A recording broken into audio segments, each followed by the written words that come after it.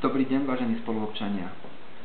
3. október bol posledný termín na odovzdanie kandidátnych listín na post primátorov. Dnes vám oficiálne oznamujem, že som sa stal oficiálnym kandidátom na post primátora mesta Prievidza.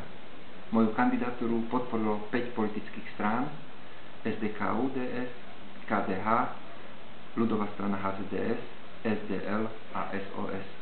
Touto cestou by som ich chcel poďakovať za vyslovenie dôvery a ubezpečiť všetkých, že ich nesklamem. Veľmi rád by som vám povedal, prečo kandidujem, aké sú moje priority a ako bude prebiehať moja volebná kampaň. Prečo kandidujem? No preto, lebo chcem, aby mesto Prievidza bolo európskym mestom. Aby občania, ktorí tu žijú, žili na úrovni Európskej únie.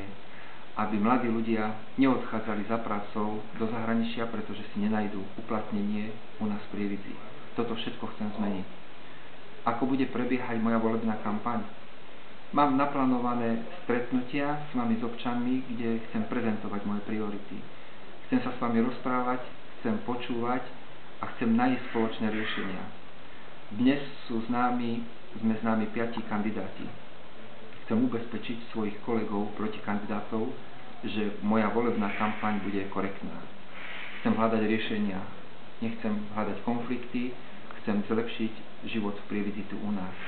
No a vás, milí spoluobčania, chcem požiadať, aby 27. november bol dňom, kedy si nájdete čas a pôjdete zmeniť život u nás v Prievidzi. Ďakujem vám všetkým.